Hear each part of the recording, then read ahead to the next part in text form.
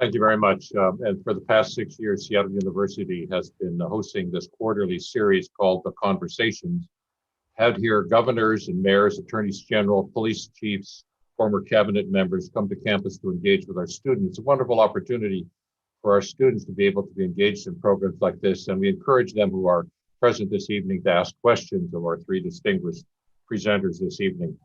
Our questions will be posed by Larry Hubbell, the immediate past director of Seattle University's Institute of Public Service, by Joni Balter, who is a professional in residence at Seattle University, and Dr. Rashmi Chordiya, assistant professor in the Institute of Public Service, is also joining in the conversation to give some commentary. Unfortunately, because of coronavirus, we are delivering the program in this way. We look forward to being able to host you in Piggott Auditorium in the fall. For now, we're teaming up with Town Hall. We're glad to be able to do that, who are producing these programs or this program for this evening. Thank you very much for being here this evening. It's a wonderful subject, the promise and the peril in Seattle's new era of leadership, featuring former Seattle Police Chief Carmen Best, Seattle Public Schools Superintendent Denise Juneau, and Seattle Mayor Jenny Durkan. I know them all three well. Carmen Best and I served on a board together, and her daughter Kaylee went to Seattle University and played on our basketball team. Seattle Public Schools Superintendent Denise Juneau welcomed her to Seattle, and we had a great conversation. Loved her Native American background that she brought to the position, and her coming from Montana. And Seattle Mayor Jenny Durkan is from a family that is very deep and long in its Jesuit connections and traditions. The conversation will focus and discuss on the highs and lows of women serving as leaders. Welcome again. And now let me introduce David Powers, who is the Dean of Seattle University's College of Arts and Sciences. Thank you very much for being here this evening. Thank you, Father Steve, and welcome everyone. It's a pleasure to get an opportunity to also join this introduction. I want to recognize another leader here and recognize and honor Father Steve Sundborg in his 24th year as he has brought Seattle University to where it is today. Has done so many great things in his tenure here as he is looking toward his last graduation and the many years that he's been here. I want to also recognize him as a leader here in the Seattle community, and so proud to be serving with him here at Seattle U. He mentioned the frame. I want to mention a little more about the conversation series. As he said, it's been a 7-year. We've had a presentation every quarter for the past 7 years. It's been a fantastic collaboration with the Institute for Public Service here in the College of Arts and Sciences at Seattle University. And we've been very honored to be working directly with Town Hall, particularly in this year, and so many collaborations with them over the years. So we're proud to be connected with them. We've had opportunities to host guests from the region and beyond, as Father Steve mentioned. It's been a fantastic opportunity, and we're honored to support this. The College of Arts and Sciences is within Seattle University. You know, we provide a quality Jesuit liberal arts education that allows students to think critically about the real issues facing our community and how to address them as leaders in the 21st century. An event such as tonight's really reminds our students about the ways their voice and their vote have the power to impact the direction of our country. And as women leaders, the majority of our students being women at Seattle University, thinking about that leadership role is critically important. Father Steve mentioned that we'll be hearing from Chief Carmen Best, from Mayor Jenny Durkan, who I'll also mention holds the record in this series. This is her third, and we're honored to have her for her third talk in the conversation series. I'm very happy to have her with us. And Superintendent Denise Juneau. We're honored to have all three of these speakers, along with our interviewers, Joni Balter, Dr. Rashmi Chordiya, and Dr. Larry Hubbell. We've been able to do this series, and our students are also being engaged, and Dr. Chordiya will introduce some students a little bit later. But it's a real honor to host these three leaders to talk about the highs and lows of women serving as leaders and serving as leaders here in the Seattle University community, in the Seattle community, of which Seattle University is a part. Considering what it takes to get elected, to get to roles and positions of powers, to rise through the ranks, as Chief Best did, to come into positions of leadership, and what's needed after that in order for them to be effective and successful leaders. How does gender affect those roles? How are women leaders different or treated differently, and what it means for our community? So we're honored to have all of you here with us. And with that, I will turn it over to Dr. Larry Hubbell to lead the conversation. Dr. Hubbell. Yes, thank you, David Bowers. We're very pleased to have our panelists today here to talk about this very important topic. Let me just say a few things about the format of the presentation tonight. First, Joni Balter and I will direct questions to the three panelists, and that'll be followed up by one of our fellow faculty members, Dr. Rashmi Chordiya, who will ask her own questions and those of her students. And if we have time, we'll take some questions from the audience. We have a limited period of time, but we'll see what we can get in.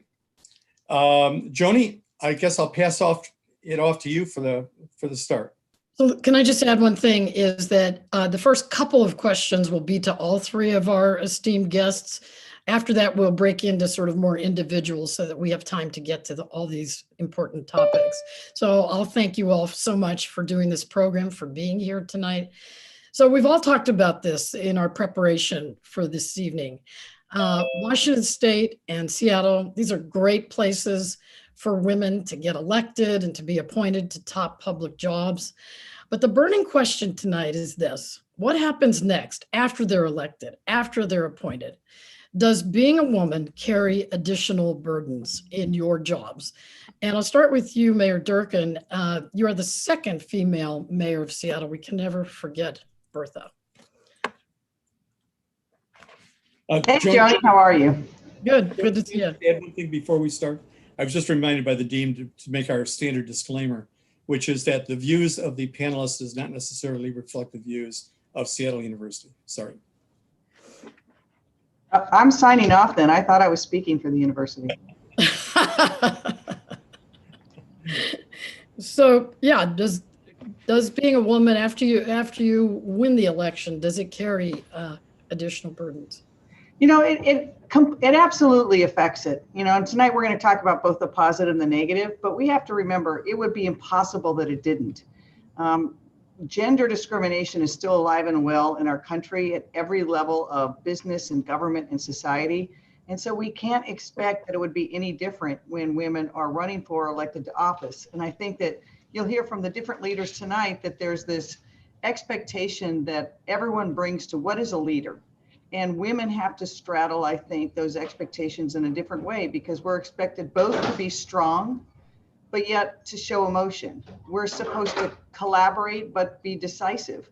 I think that if you look through some of those different ways that people think of their leaders, women are placed in a very difficult role. And I think women leaders are no exception. And I will say, I think the women who are here tonight, the other women I've had the opportunity to work with, we all experience at different levels that level of difference that's paid to us. And I think we'll explore some of that tonight. Superintendent Juneau, I saw you shaking your head. Oh yeah, I think that's right on. I mean, I think there are differences in, we're still fighting a pay gap, right? There are expectation gaps, I believe. There are scrutiny gaps, support gaps. I just think that there are still a lot of gaps that need to be addressed. We have specific organizations that are built specifically to help women get elected, for example, or to support women in leadership. I believe that the leadership positions that we are still engaged in a school district, for example, the top job as superintendent are primarily male and across the country. You can look at mayors, you can look at chiefs of police, you can look at all the leadership positions that we'll be talking about tonight. And these were created by and for really men and the type of leadership that they bring to bear in a different ways. But I think Mayor Durkan really pointed it out well, is that, we are expected to be women leaders in spots that are made for men, and just the support that comes along to your question of, like, once you're in these positions, the support that comes along with that sometimes is not as present as it should be. Chief Best, we were hoping to see your camera. There you are. I'm here. Do you want me to repeat the question or did you? No, not at all. I have the question. I understand what you're asking. And certainly I agree with both the mayor and with Superintendent Juneau about their perspective on this. You know, there are separate and different challenges for women coming into these positions of authority. They're very limited. While we all celebrate diversity and bringing women in, really it's not just enough to bring people through the door. You know, you just can't bring them through the door and then leave them sitting there in the lobby. The idea is that, you know, once you bring them or you help usher them through to other areas. And there are some particular challenges for women getting through, different expectations, you know, or even some, biases maybe and implicit, you know, just about women and how they should behave in certain areas. I know that during the time that I was police chief, there was about of the 70 major cities, I could count the number of women of color that were chiefs on my hand, and many of them are not there anymore. From Erica Shields, Renee Hall, Danielle Outlaw, and two others whose names are escaping me right now. But that was it, out of the whole USA. So it's hard to get in. It's hard to get in the door, and then when you're there, the level of support that's needed to move you forward in the position to be successful. Often, you know, you look around and you're standing there by yourself.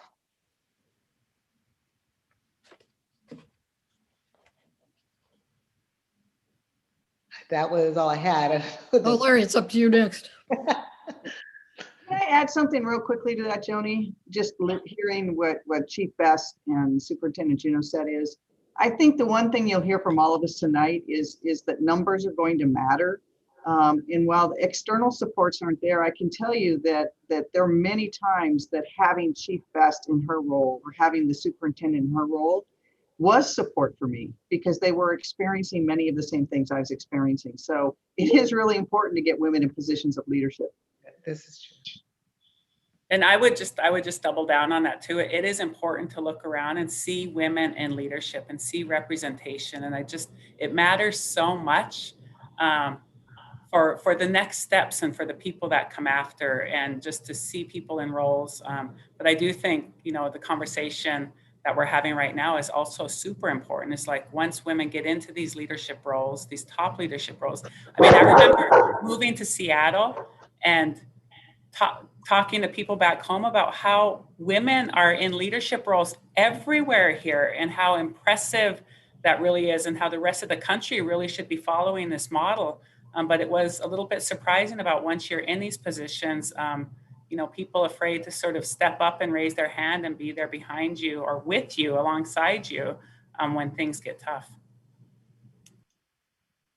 Yeah, I'll just agree with both the mayor and Denise on that. We do want to celebrate when we see women being successful, and we certainly, as we move up, want to lift up and have that communication and connection with others. Incredibly important for job satisfaction and for the ability to do your work. But that doesn't negate the fact that you also need to have that outside or external support as you're working through as well. I mean, it's true that, you know, that old statement of the old boys club, like, it's very real. And sort of like, we need to start making our new girls club as well, and try to find supports and women supporting other women once we are in these positions.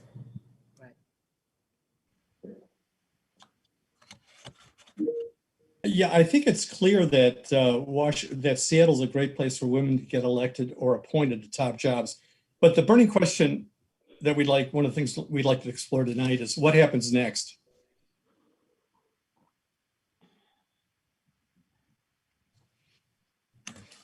Yeah, I think, you know, that's a great thing. And we've kind of talked about some of that. And I think Denise raised a good point of, you know, if you look, excuse me, if you look at the gender disparities in every sector of society and the economy, you're going to see the same thing, and people react in many of the same ways that you see. For example, we talked about pay disparities.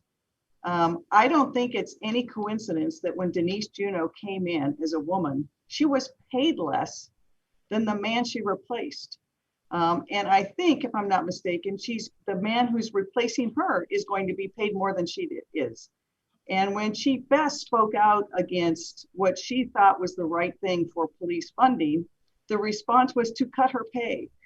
Those things are very ingrained in our society, and it's from little things to big things that I think that we have to really have a systemic look at how do we fight that.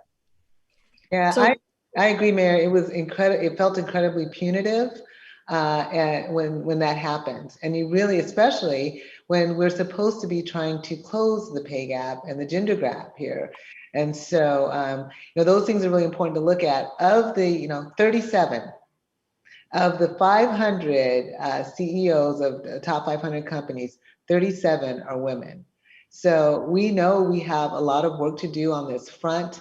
I think there's a lot of responsibility, as you asked, what happens next? What happens next is we reach out, we speak out, we talk about some of the challenges so that those that come after us in these wonderful positions, so that we're better able to support them and have a good understanding going in, so that we can make sure we actually do achieve equity and equality in these positions. Each of you is leaving or have already left your position as an executive. You obviously have, a lot of different reasons going into that final decision. But what was the tipping point? Did it have anything to do with attitudes toward race or gender? And I'll direct that to Chief Best. For me, why I think you're asking why I left ultimately, and really it was based on the fact it had been a long summer. Let me just say 2020 was just a long year for me between the mass shooting and COVID-19 and the demonstrations and the defund police, and then trying to, still maintain a reasonable size police force. It was quite a challenge going along, but ultimately, why people will assume it had to do something with pay and all those, it really wasn't that. It was having to lay off officers that we had worked so very hard to bring in, almost 40% diversity hiring, and this sudden move to have the last in is usually the first out. There's a lot of case law and other rules around that. I just wasn't going to do it. I mean, at the end of the day, that's not what I was going to be able to buy off on. And I spoke to both at the time, the deputy chief, Chief Diaz, and the mayor, and we just had a real frank conversation. I mean, I would have loved to have stuck around and worked through some of these issues and talked about how we might do things differently. Every profession evolves and changes. So why wouldn't we want to have those conversations? Particularly as an African-American woman, I thought it was very important to talk about what was going on and unarmed Black men being killed and what we could do about that and how we could legitimize the police service. But not at the destruction of other officers, people of color who we work so hard to bring in the organization. It seemed, in my view, to be not well thought out. And if that's the direction, far be it from me to, I will express my opinion and then it's time to move on. And that's just a fact of personal conviction on that note for me. Anybody else? I'd say, go ahead, Denise. Go ahead. Well, I would just add on, I think there's just like the pandemic and the reckoning with race and everything that came along with that just put a lot more pressure on leadership. And frankly, I think the women in this room talking right now have done a phenomenal job of leading through the pandemic and the response to that. And so I just thank them for the leadership that they've shown to that, but oftentimes it's still not enough. And so I think the same happened,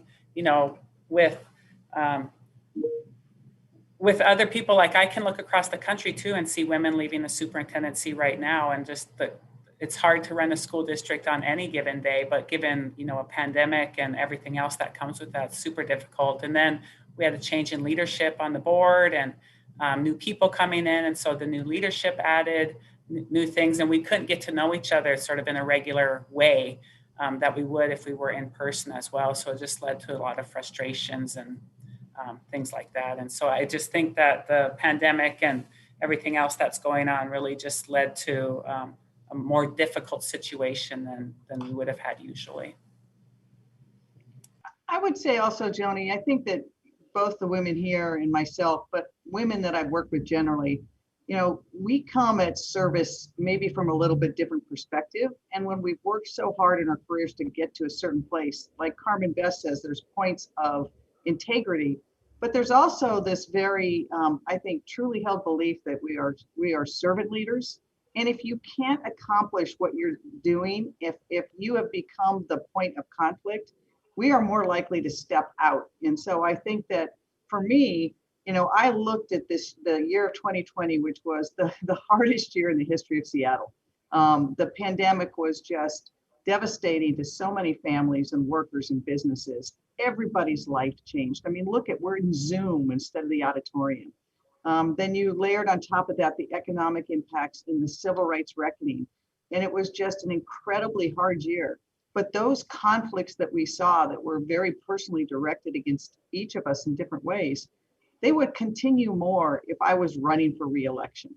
And the things we have to do this year are so hard that even the things people might agree with, they would feel they have to be oppositional because I'm the person doing them, because they're either running against me or supporting an opponent. They're all going to be viewed through the fulcrum of politics.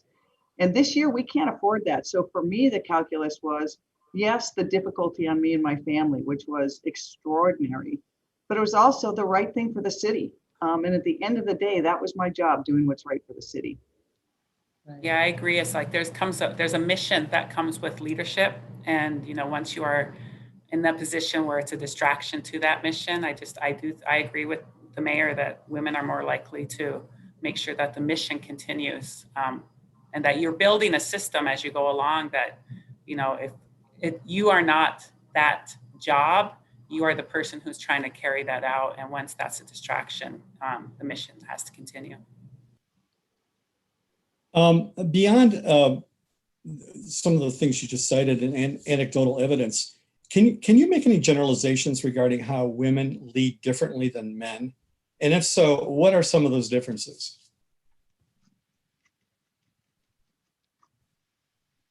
One's up. Should I direct it toward somebody want to pick that up? Chief Best? Well, certainly, I'm happy to chat about that. I mean, this is anecdotal, but certainly I think there are different styles that people carry to these situations, particularly these volatile situations. We want to make sure, I think women are more verbal and will actually try to talk people down more, take a little more, slower approach often, and not trying to, say that men don't, will not try to talk people down, but I think you're more inclined to see more of that with women, at least in the police field. We've worked really hard to try to bring that sort of more of a nurturing, de-escalating, conversational aspect so that everybody can do that across the board. But I think women are more inclined in that direction. And I think when you're trying to serve people or calm people down or bring the temperature down, it's a lot more beneficial to be very moderate, even-toned, calm, not less confrontational in those circumstances. So that comes in many cases. And again, this is not, this is anecdotal, but I think that comes a little easier to most of the women. But we've really tried to do a lot of training in the Seattle Police Department in particular about how to emulate those responses so that you're not escalating any circumstance. So moving this along, can we lay down some of our cards here? There was some blatantly vulgar and misogynistic language on your home, Mayor Durkan, during the summer protests and the home of Seattle City Council member Deborah Juarez. The type of language, if you know what it was very sexualized.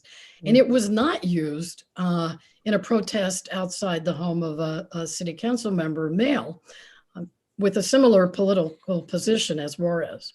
So what about that?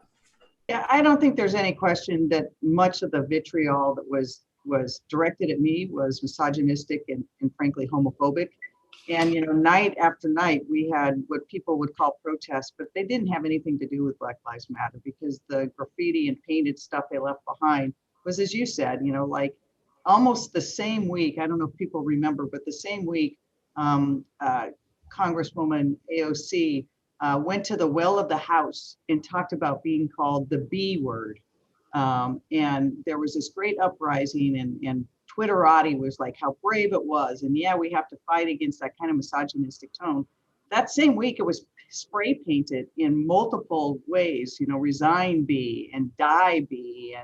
And people were silent about it but it was clearly directed at that. And, there's also, I don't think, the fact that I'm the only second woman in the history of the city of Seattle being mayor, and the first gay woman mayor, that also spray painted was things they wanted to do to me sexually. That doesn't happen to men.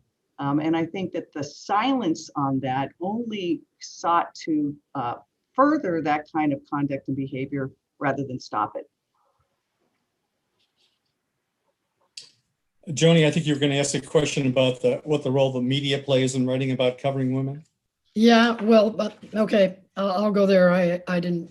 The media, okay, the media did not really cover what happened on your home or Deborah Juarez's home, and so I think a lot of people just didn't know the type of language that was used. I think that's right, Joni. And I think first, Councilmember Juarez, talk about someone who has her whole life fought for civil rights, and has come up, it's just part of who she is. And she is at her home, and people are first giving the land blessing of stolen lands, and then attacking the only Native Councilwoman member in really vile terms. And it was not covered in the way I think it would have been, it should have been. And it wasn't denounced by her colleagues quickly enough, I think. And for me, many council members knew about it and they didn't denounce it. And the media purposely chose not to cover it until I think the 6th, 7th, or 8th time. And I think there's a lot of reasons for that, but whatever the reason is, I think what it allows to happen is the dehumanization of people, and then that allows that conduct to continue. And I think that's a really bad and corrosive thing for our political environment. I think that if we continue the level of vitriol that we had, if we continue that kind of corrosive language, we're not going to be able to pull together to do the really tough things we need to do in the coming months and years in this city, in this country. Do any of you, the others of you, feel that the media played a role in covering this in a way that made women sort of have to put up with it? Well, Joni, we would always hope that the media would just, print or video or whatever genre that it is, simply the facts of what's happening on both sides, and let people come. People are smart and they're observant, and they can make their own decisions and conclusions. And as the mayor and both her and Denise have mentioned, that really did not happen. We didn't see a lot of the damage and the words that were being used on her house, and certainly on Deborah Juarez's house, and things that were being said to her. So you have to question why that happened. And really, one of the reasons, I'm no longer with the city or a public servant, but one of the reasons why I think it was important to be here is because we really want to highlight those differences, so that those that come behind, behind us, when we have those future conversations, that we can get a better outcome and a better result than what we saw in 2020. That's why it's really important to have these conversations and to point out some of the disparity that we saw in the treatment of our female officials here. And again, I don't want to sound like we don't want to celebrate their achievements. We do, but we also recognize that they had a much harder road to hoe over the course of the summer. Yeah, I would just add in, I think, the media, there's some issues there, but also just the social media, I think, really plays a role in the dehumanization of leadership in general. And then just the way that, somebody will read a Facebook post and that all of a sudden becomes the truth about everything, right? And that people don't peel back the layers of complexity that are there. And the media also doesn't cover the layers of complexity. They're going after, the headline that's going to help them sell more versions. And I mean, there are some media outlets that actually are digging in and doing a little deeper work. And that really is where we need to get. And so like conversations like this, I think are super important to dig into what is happening in Seattle around women leadership and what's going to happen and how do we make sure that the next women that get into these roles are going to be supported in ways that haven't been present in the past. And so, yes, media and the way that they cover or don't cover. And I think just the belief in social media of whatever people see tweeted or Facebook becomes very real without digging past that initial impression. Yeah. And Joni, I might add to that. Look, I think it was a really challenging year for the media too, which I try to remind myself as hard as it was, because, you know, people suddenly, there weren't newsrooms anymore. And there weren't the colleagues to kind of keep each other straight. People were in Zooms. They weren't able to call out of sources. They couldn't go to scenes in the same way. And so they did over rely, I think, on social media and what was popular or popular believed. And I think if you went to various reporters and looked who they follow, so you know what's in their feed, it was very skewed. And I think it tends to be, a lot of it was very sexist, frankly. And you see that too. There's a lot of really good reporters, but we have a pretty strong base of male reporters that were covering these issues. And so you saw a lot of the adjectives that you saw, you know, with Hillary. Tell us about adjectives. Well, I think there's, you know, it's always the major blows and it's very harsh terms when women do things. And I think if you look at those, and a perfect example, I think, is, you know, right at the same time, one of the publications here did a profile of Governor Inslee and how he handled COVID, and me, how I handled COVID. And it was Governor Inslee navigates COVID. And mine was Durkan in crisis during COVID. And then his first line was, you know, the governor, birds are singing for the governor. And mine was, you know, Best and Durkan are under, you know, hot crisis. And there was just this like, no birds, huh? Yeah. But it's just where people were. But I think it's, you know, we talked a lot about implicit bias in the last year with regards to race. It is every bit as applicable with regards to gender, and people just reflect back what is present in our society. And I think it's why it's so important for us to check these things and to be honest about them. I mean, I talked to another woman superintendent in the region recently, and just like how even at public meetings, women are judged on their looks, right? They say things that they would never say about a man about looks and how you dress and what your hair looks like and did you put makeup on? And I think that's still the same. I mean, I can go back when there were a lot of stories being written about Seattle Public Schools, and just the pictures that got used by the media were so very, very different. Like we had to call the Seattle Times and have them come take new pictures because apparently they didn't have one good one of me. And so it's those kinds of things, I think, of how women get painted in the media, the images that get used, the words that get used. And it's a really good study for students who are on this call to take a look of even how that perception is because it's sometimes subtle, but like images matter, and how you put things out and what the stories are that get told, they matter to how women get viewed in leadership roles. Superintendent Juneau, we have a question from the audience that I'd like to direct to you. And the person asks, what advice would you give to women seeking to develop their identity as leaders? What tools do they need to develop to be successful? Yeah, I think you need to be strong in who you are. So, you know, I'm a Native American gay woman. And so that is like a triple threat in many different ways that we could look at. And I will just say, you know, I was an elected official in the state of Montana before I came here and was the state superintendent. And that took a lot just to step up to that role. And I know that these two women also can speak about being firsts, right? And there are many firsts in the room. And when I was elected there, I was the first Native woman elected to a statewide executive office anywhere in the country. I ran a race for Montana's sole congressional seat where I was the first out federal candidate Montana had ever seen. Moving here, I was the first Native superintendent. And so I think it really is, you need to be strong in who you are.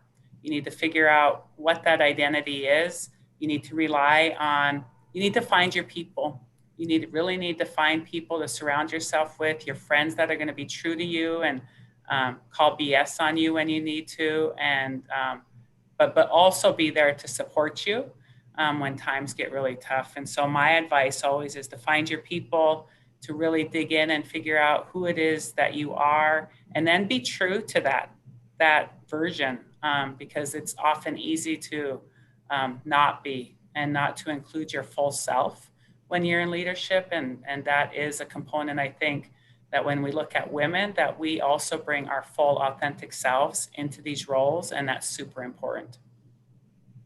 Thank you. Chief Best, according to an article in the Harvard Business Review, countries with women in leadership positions have suffered 6 times fewer COVID-confirmed deaths than countries with governments led by men. Does this glaring difference surprise you? Is this just a coincidence, or do you think there's a reason for this? Well, I'm sure if Harvard wrote about it, they're delving into it and trying to find all the any sort of correlation between any of that. Obviously, correlation isn't causation, but you have to acknowledge that women leadership is going to be very thoughtful about the approaches to making sure that we have safety and that we're taking care of our next and future generations. And I think they're going to lean much more heavily toward the empathic role in terms of making sure that people are taken care of than what we've seen sometimes with others. So I do think there's something to that. How deep it is and how far it goes, I'm sure there'll be a lot more discussion on that. But I do find that women tend to be very much compassionate folks and really willing to listen and move forward. And we've seen that time and time again. So it's not a surprise to me to find that there's some disparity there toward women in the good on this particular case. And Larry, I'll add, I think Chief Best is exactly right. And I will say, even in our own region, we were the first in, and there was no guidebook whatsoever. And we had to create it here. And so in the early days, there were conference calls with the governor, the county execs of Pierce, Snow, and King County, and the 3 mayors, Tacoma, Seattle, and Everett. And I will tell you, my 2 sister mayors in Tacoma and Everett, I was glad we were there, because I think all of us were moms, and all of us were like, you just ripped the Band-Aid off, and here's what we need to do. And it was just there wasn't, for us, it was, here's what the public health guidance is, here's what we have to do. And it's worked, because of all the cities in America, even though we were first, we have the lowest incidence of disease and hospitalizations. And that didn't happen by accident. It happened because there was this strong collaborative process. And I think it helped having the 3 women mayors in the room. Not to take anything away from the leadership of the governor or the county executives. And I think it helps to have Patty Hayes as our head of our public health as well.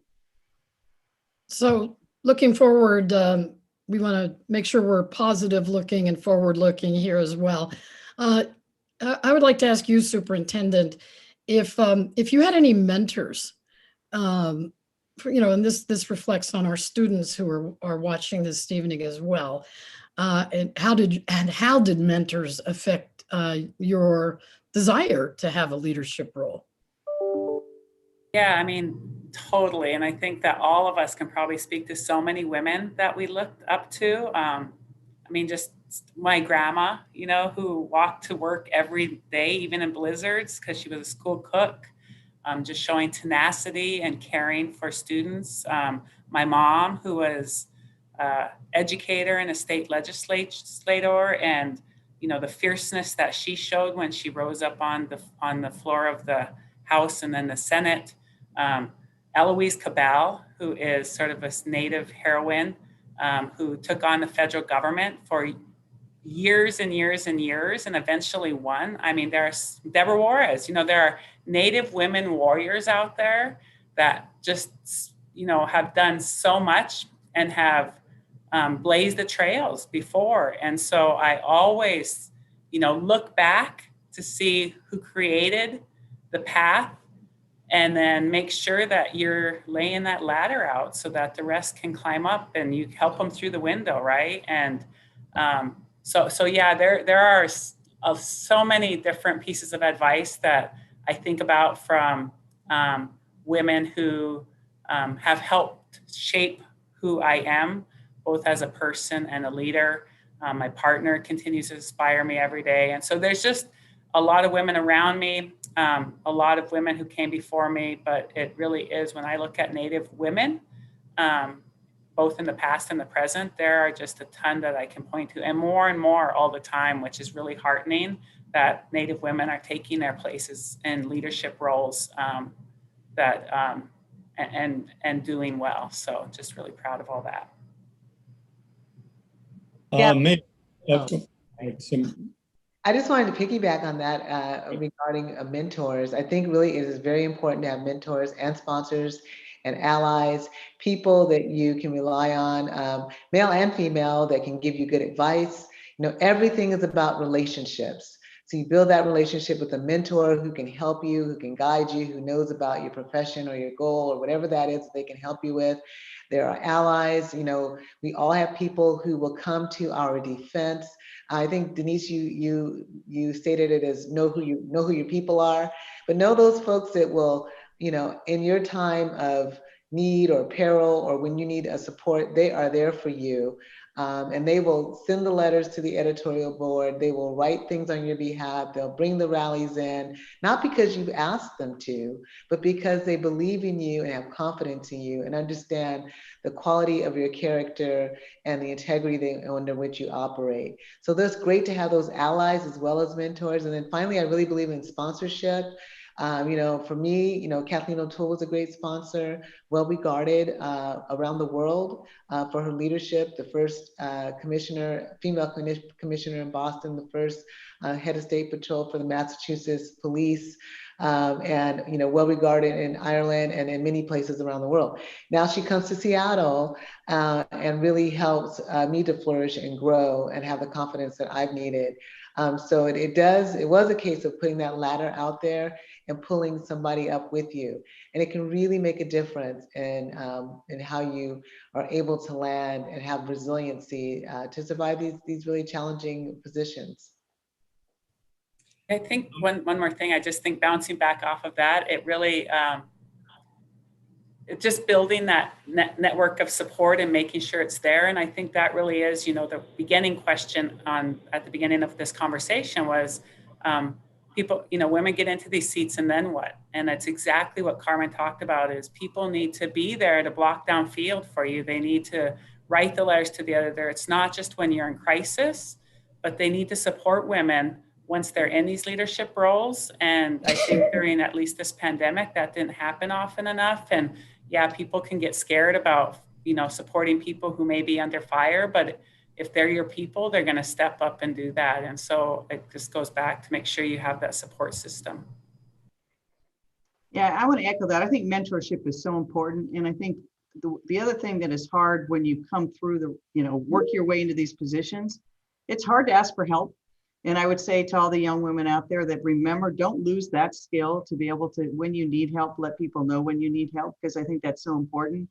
I was really fortunate. I like Denise. My mom was a warrior. You know, she was during the war. She drove jitney on the docks. As soon as the war ended, she went to Germany and ran one of the service clubs. But she raised 8 kids and was out of the workforce for a long time. And then I was really fortunate, and I have to call out Governor Gregoire, who was a good friend and great mentor through the years, and led through a really difficult time in this state, faced personal adversity, and is one of those people though, but if you need help, she's right there. Mayor Durkan, the leadership literature speaks a lot about how leaders transform organizations. And I wonder, to what extent as a leader did you try to transform, or were you successful in transforming the culture of your organization? And if so, could you provide us some specific examples? I think the city has transformed a lot, although I think COVID stalled us out a little bit because we were in such a state of emergency, but the work we did ahead of time, first, for example, we're talking about gender equity. 75% of the people who work in my office are women. That's a diametric shift from previous mayors. My cabinet has significant diversity of people of color, and the highest paid people in my cabinet are people of color. And so really transforming to have your organization and your government reflect your values is a really important thing. And then bringing in the ombud that we have to make sure that that goes through the whole organization itself and that we reflect our values as an organization. And then make sure that when things happen, we know what those core values are and we respond first with those values. And I think we're able to do that in the times of, when COVID hit, we transformed government overnight, how it operated from little to big. Half of our workforce or more started working from home within weeks. That's huge for government. We also learned to deliver services in a different way and what services we could deliver. For example, we have a seniors program that we support a bunch of senior centers. And it's not just for the society, but it's nutrition. And we realized when we had to close those programs down, we had to stand up a hot meals program overnight. So and we were able to do it because we had transformed a lot of how we approached our work, that it was really about serving community and grassroots up, and it wasn't about top down. Superintendent Juneau, when we talked, we were prepping for tonight, you mentioned that it sometimes feels like women leaders who make a decision are then subjected to extra scrutiny for those decisions. Please tell us how that might differ from the scrutiny that is applied to men who make those kinds of decisions. Yeah, I think there is a scrutiny gap. I think, once women have to be super good to get into leadership roles. You have to be better prepared, better educated. You have to be, because leadership roles are still made for and by males. And so for women to rise to the level, you have to be really good. You have to work hard at it, and you have to be good. And so once you're there, I think that there is this expectation that you've made it there. And so then the scrutiny comes a little harder.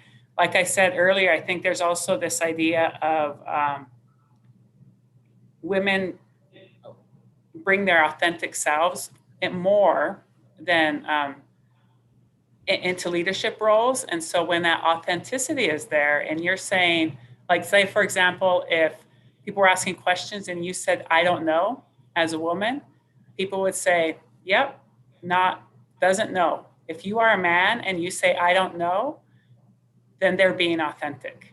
And so, and a little bit, expressing that they don't know an answer. And so I think that there is a little bit of scrutiny gap.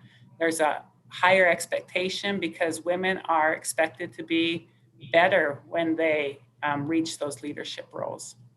And I want to riff off that a little bit if I can, Joni. It's not just the scrutiny, it is also the vitriol.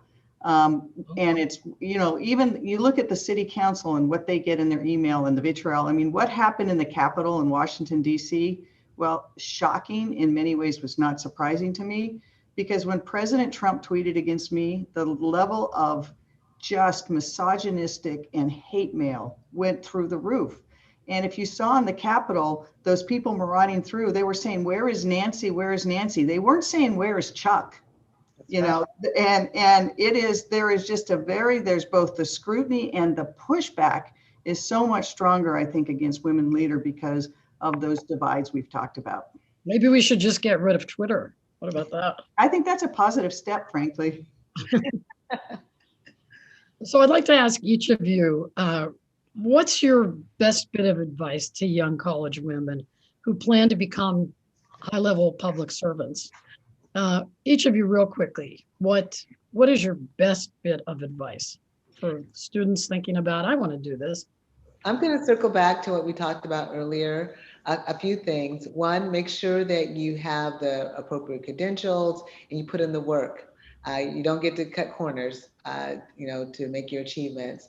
Ensure that you have mentors and people that you can rely on to help you, whether that's male or female or inside or outside of your particular profession, but really folks that can help you with your decision making and how you move forward. Nobody knows it all. I know that there are people out there who think that they do, but no one is successful on their own and no one knows everything. So it's really an opportunity to get to learn more and know more through mentors. Find people who are allies, who know you, who will support you. and help you out, and people who will sponsor you when it's time to get into that graduate class or take that first application for a job. All of those things matter, and doing the work on the front end will help you be successful as you move forward and move up. Superintendent? Yeah, I think it's all of those things as well, and just making sure that, you know, I often get asked this question, particularly when I'm sitting with young people, and I just tell them, like, my story has always been about walking through doors of opportunity. Like when a door shuts, another one definitely opens, and you get to make choices at that point. And you get to choose whether you're going to walk through that door or not. My choices have always been, yes, I'm going to try that out. And sometimes it's great, sometimes it's not so great. I spoke earlier about, you know, when I was termed out of office as the state superintendent, you know, the opportunity to run for that congressional seat came up. And I walked through that door. I'm glad I did it. It was my most public failure that I've ever had. But I learned a lot from that experience, and so I think that there are choices that you make along the way, and you should almost always say yes to those opportunities and try it out. I think that's just so important. I think there's a lot of times we talk about imposter syndrome, and you may not feel you're ready. I think Carmen's correct. You put in the work, and you get your credentials, and you do all that. But once you have them, you have to really just believe in yourself and try to, even if you feel you're not qualified or that you have this imposter syndrome going on, you need to push through that, and you need to say yes to opportunities and try it out. And if it doesn't work, it's nothing lost, right? And so because another door will open. Yeah. You have to fiercely believe in yourself. Fiercely believe in yourself. And I read an article somewhere that talked about how women will they could be 90% qualified for a job, and they're still trying to get that last 10%, you know, that they think is out there. And where our male counterparts are just the opposite, could be 10% qualified for the job, but still think they can take the job and run with it because, you know, maybe it's a part of our culture and our society that allows that to be that way. But you have to be fiercely confident and positive about, you know, that you can do it. And I would never turn down an opportunity. If it's there, you walk through the door and you take it and you run with it, and don't be afraid to do that. Yeah, and I would just add one thing, just what Mayor said earlier about my position of ask for what you're worth. I mean, it's a tale as old as time, right? About like the pay gap where we all start, and there are tons of things written about that. And as the mayor pointed out, you know, I still make less than my predecessor did when he left. I'm going to make the interim coming in is going to make $15,000 more than I make right now. And so it is like and I make a good salary. So I am very pleased with where I am, and I feel like I earn it every day. But it's also make sure that you are paying attention to what's happening with your pay, and ask for what you're worth, and make people around you value that as well. Yeah. So Mayor Durkan, your hot tips real quick. Yeah, I would say I'd add a couple of things. I agree with it, what everyone said but I would add, remember, why do you want to do it? Running for office and leadership is hard. Whether you're a leader in an organization, you're a political leader, it's hard to get there. And remember why you're doing it. There's a sense of mission. And so while you're in those positions, when things get hard, you have something to fall back on, which is why you're there in the first place. And I also say that I think that one of the things that is in great shortage is courage, and have the courage to do what is right. I think that courage is in short supply many times, and having that fierce sense of believing in yourself, like Carmen said, is so important. And that sense of adventure to not say no. But it's also remember why you're there. And I think one reason women are successful is we don't see it as a flaw to actually listen and think before we decide. And that's a positive. So it is one last thing I'll add is like when you become a woman in leadership, you support other women. I mean, my partner and I have made a commitment to help other women be successful no matter where they are. And there's not enough of that going around. And so when women are in leadership, support them and support the next woman who's going to step into that role as well. But women need to support So women. I need to move it along so that so that the students can have a chance here. So it is time now for me to introduce Dr. Rashmi Chordiya. She's an expert in the field of public sector management and justice, equity, diversity, and inclusion. She is going to lead the audience questions. So I have to turn off my screen so everybody looks the right size, but I'll be listening carefully. Thank you, Ms. Balter, and Mayor Durkan, Chief Best, Superintendent Juneau. This is such a pleasure. Thank you so much for your emphatic, experienced, and safe responses. Many of our students are part of this event, and I know that we are going to continue to reflect on your responses in our classrooms. So to continue this conversation forward, Mayor Durkan, I would like to ask you, what would you say to encourage and affirm younger and aspiring public servants who have to cope with discouraging news of minority leaders continuing to face a disproportionate risk to their safety just because of who they are? It's a real question. And I know that it is impacting leaders, and it really deters people from running. And so I would say is be aware of it and be honest with yourself and take what you need for other safety precautions. Make sure you have that strong group of friends to fall back on. Know what those limitations are, but don't let it deter you, because it is the worst kind of bullying. And it is a kind of oppression that has been successful for generations. And we have to turn the page on that too. I mean, there are many times, even I, who've been in this role and have seen a lot of things, have had concerns for the physical safety of myself and my family. And at many times you wonder whether it's worth it, because it's one thing to put yourself on the line, but your family. But we've got to, as a society, again, pull together and say that's unacceptable, because that is such a particular kind of oppression. And it really is part of the systemic racism that keeps systems of oppression in place. Thank you. I want to prioritize students' questions here first. So I would next like to invite Ms. Arena Protonentis, who is an organizational development consultant and our Master of Public Administration student, to ask her question. Ms. Protonentis, her work is equity-centered and is focused on the intersection of racism and ableism in organizations. Arena, your question, please. Thank you so much, Dr. Chordiya. Thank you so much to Mayor Durkan and Chief Best and Superintendent Juneau. This has been a wonderful conversation. I really appreciate the opportunity to listen and learn from you.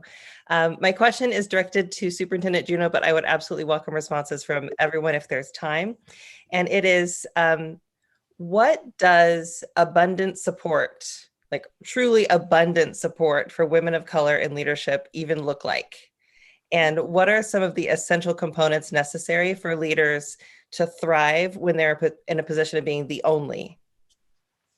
Wow, that's a great question. And that's a really hard question because it's so few, right? It's like, I was visiting with somebody today, thinking about, what my next steps are going to be. And he basically said, when I think of Native leadership and I think of the experiences that are necessary in certain positions, I only think of you, because of the firsts and this and that. And so, once you reach these sort of pinnacle areas, it's sort of like you look around and where's everybody else? And so that's why it's important to build those support systems. And so I would say abundant support. Sometimes I would settle for just even minimal support in a way. But I think abundant support really is thinking about when you see good leadership and you see, none of us shy away from accountability. Accountability should always be present, and people should always be pushing the leaders to be better leaders, to be better for the institutions, organizations that they're leading, and those often come from outside. And so the activists are good, right? And they're pushing us to think differently and be different. But when there are leaders who are doing good things and according to your values, you should write to them. Even just that, like just the thank you that can come when you believe in what they're doing is so important. I was teasing somebody yesterday that I probably have 3 thank yous in the 3 years that I've been here, because decisions are hard. And making leadership moves are really difficult. And so even just simple thank yous, writing letters to the editor of even just because people pay attention to social media, making social media present, and then invite leaders into spaces where, if there are groups of women of color who are gathering, who want to be leaders, invite us in to hang out and to talk and to just figure out what the next steps for everybody are. And so I think abundant support is just being present, both in appreciation and also inviting into spaces to know that that support is actually existing out there. Thank you. Next, I would like to invite our other Master of Public Administration student, Ms. Mary Jo Meniois. Ms. Meniois is also Seattle University's Career Engagement Specialist. Her work is focused on identities, community building, and empowering marginalized youth of color into positions of leadership and impact. Ms. Meniois, your question, please. Thank you, Professor Chordiya, and thank you all for your wonderful contributions to today's conversation. My question is for Chief Best. First and foremost, thank you for your decades of service, but critically from your perspective, what can future public servants do to create more humane and unbiased public safety systems? How can we reimagine the Seattle policing system to protect and most likely regain the trust of the communities that they've hurt? Thank you. That is a really good question, and one that I often think about and still am talking about literally all over the country, because the conversation is not just a Seattle conversation, but it's a national conversation about how are we going to move the profession forward? How are we going to make sure that we build trust? I will say this: in Seattle, there's been a lot of work done on reform efforts, building policies and procedures and training that help bolster the credibility of the organization. But even with all of that, and I think all those things have been incredibly good for the organization, the accountability partners coming in, the accountability measures, the transparency of processes, but we still have issues. And so the reimagining piece, how we make things better, is through having real and honest dialogue, I think the department has looked at having community members weigh in on policies and procedures and use of force issues going forward, being as inclusive as possible so that everyone's voice is heard. I mean, I was listening to Reverend Al Sharpton the other day, and he was saying, this whole idea that, people of color don't want police is just not true. But what they really want is they want to have fair, equitable. When I, as a person of color, make a call to 911, I want to get the same response that my white counterpart and neighbor gets when they make the call to 911. Or if my child is approached by an officer, I want it to be the same response and the same approach that the white kid gets when they're talked to by officers. So it's that feeling of having true equity and making sure that we're working with communities so that they feel that reimagining, and they've talked about divesting in some areas and investing in others. I would say that it's important that we bolster those areas where we struggle with mental health and addiction and all of those things that really affect public safety on a holistic scale. So, and I think coming together and having those conversations, and then people see that the needle move, will be incredibly helpful. So there are things that need to change and continue to change, but I don't want to throw the baby out with the bathwater and say that nothing has evolved, because there's been a lot of movement, but there needs to be more. And I'm kicking it to the mayor because I think she would agree with those comments on that subject matter, even though I know we're one question at a time, but I think it's important that she weigh in on this issue. Yeah, I agree with Chief Best. And look, we are at a time in our nation's history that if we don't address these true systemic issues and the deep distrust in communities of color between all institutions, but particularly policing, then we won't move to the next level. And we must invest at high levels in in our BIPOC communities that have been under-resourced for decades.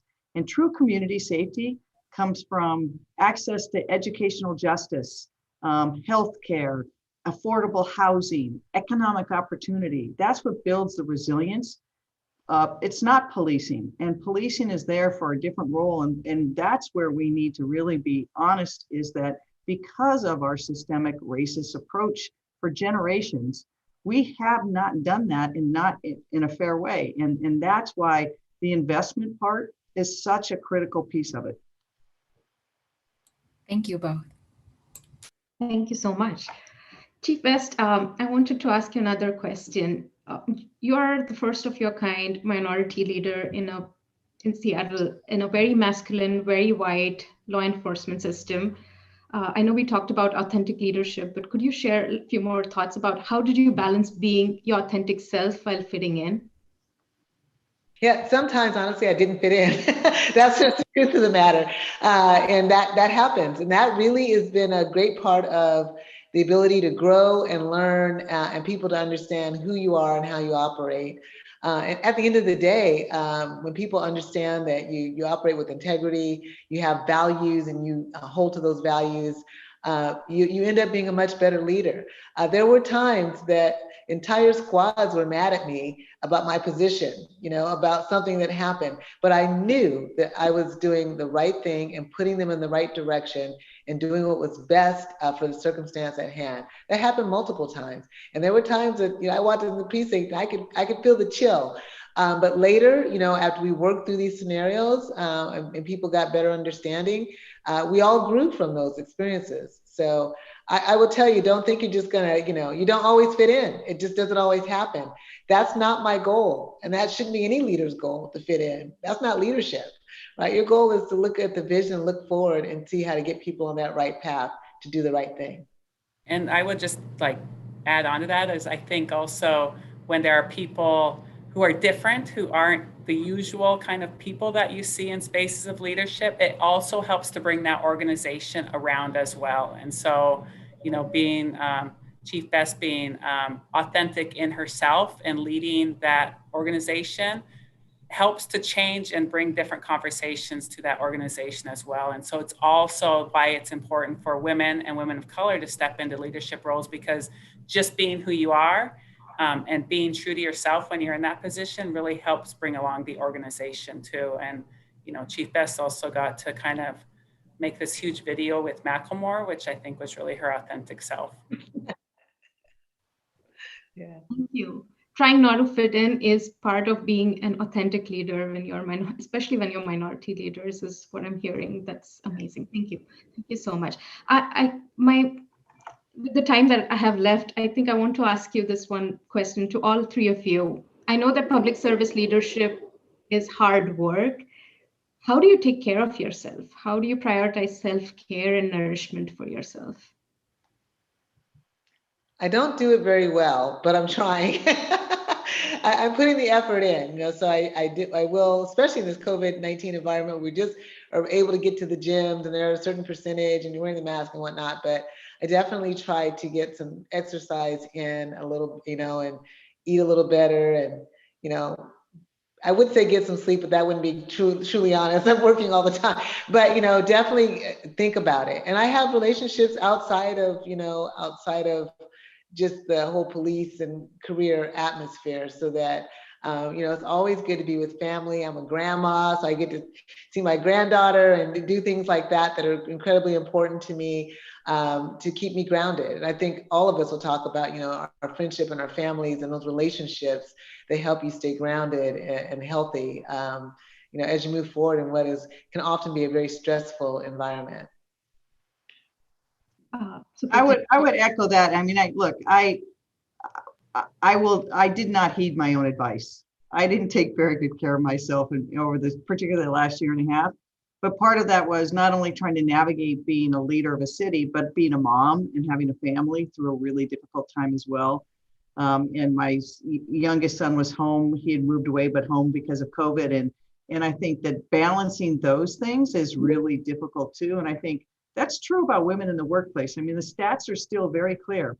Women provide, the primary caretaker role.